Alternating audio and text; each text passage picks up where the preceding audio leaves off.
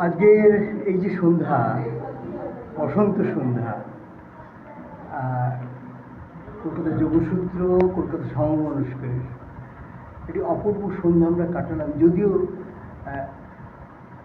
একটা রবীন্দ্রনাথেরই কথা আছে যে অশান্তি যে আঘাত করে তাই তো বিনা বাজে, নিত্য রবে প্রাণ পোড়ানো গানের আগুন ধারা, শান্তি কোথায় কোথায় বলে।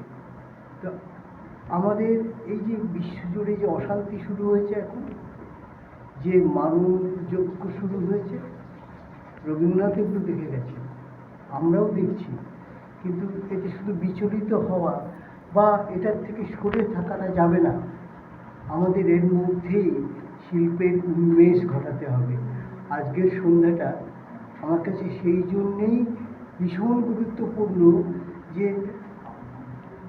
আমরা এই অশান্তির মধ্যেই আমরা শান্তির গান গাইব।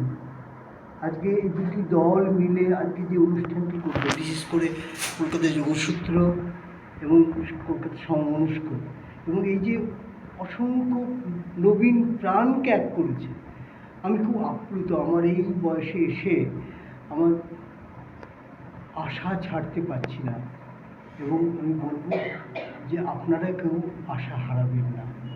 ধন্যবাদ।